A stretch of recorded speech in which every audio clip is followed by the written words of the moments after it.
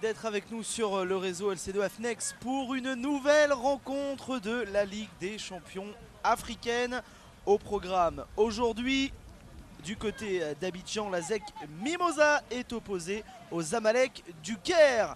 Forcément une rencontre, une tête d'affiche dans cette compétition, tant les deux équipes rêvent d'un destin continental couronné de succès. Pour le moment, le Zamalek, le club égyptien, est bien parti. La ZEC Mimosa se doit de revenir au classement, se doit d'aller chercher une victoire devant les supporters pour que le club de l'association sportive des employés de commerce d'Abidjan revienne dans la compétition et éventuellement se qualifie pour une demi-finale. Vous découvrez le banc des deux côtés avec du côté du Zamalek, Rainer Holman, le fantasque entraîneur de cette équipe.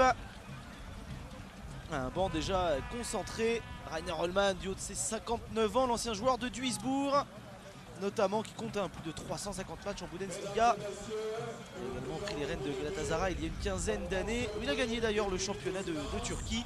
Il a également entraîné le voisin et ennemi sportif du Zamalek, Al Ahly, il y a quelques temps avant de partir aux Émirats Arabes Unis. Vous découvrez justement la composition des équipes rapidement. On a vu celle de la ZEC Mimosa il y a quelques instants, le vainqueur de la Champions League. Il y a 10 ans maintenant, pourquoi pas rêver d'un nouveau destin similaire. Vous voyez une très bonne la ZEC Mimosa déjà éliminée.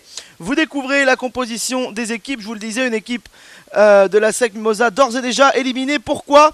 Puisque dans ce groupe, c'est le dernier match de ce groupe A, dans lequel figurait donc Al Ahly, le Dynamos FC, la ZEC Mimosa et le Zamalek. Et dans cette dernière rencontre, eh bien, le Dynamos s'est imposé face au Zamalek 1-0.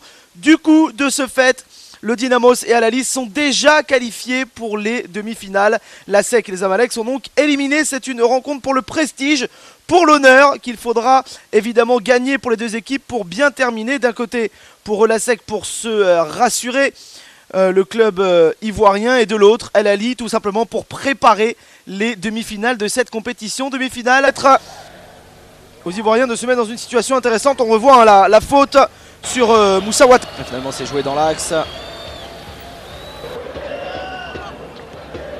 Oh, l'erreur encore une fois. Ah, on sent un défenseur pas vrai. Gilberto. Il n'a pas été servi.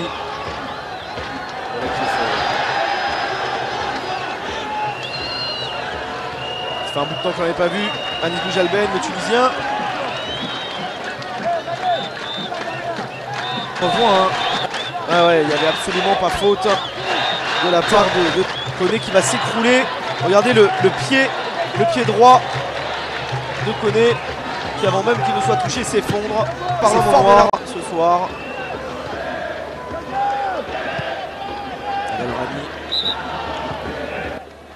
Pas gâcher la fête, synonyme.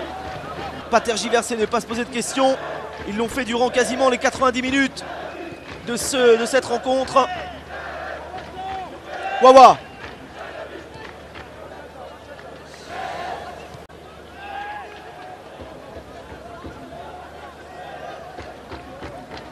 Et Yao qui joue une nouvelle fois derrière. On va faire tourner le chronomètre.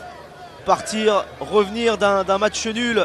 Revenir avec un point d'Égypte et du stade international du Caire. Ce n'est pas forcément très évident au coup d'envoi. Les joueurs de la ZEC ont prouvé qu'ils avaient des ressources, qu'ils avaient le mental et qui peuvent peut-être même encore avec un exploit individuel, peut-être Gossan.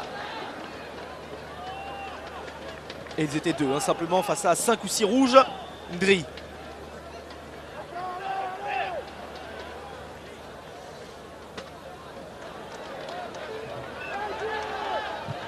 Gilberto, avec un peu de réussite. Les joueurs d'Al Ahly qui s'en sortent. Al Ahly, on s'en souvient, il marque des buts importants ici dans les toutes dernières minutes. Il faut donc faire attention et être présent sur la pelouse jusqu'au coup de sifflet final du côté ivoirien. Ne pas subir une cruelle désillusion, c'est ce que se dit Wawa. C'est pour ça qu'il joue devant. Qui joue derrière. Sogodogo sur le côté Ndri.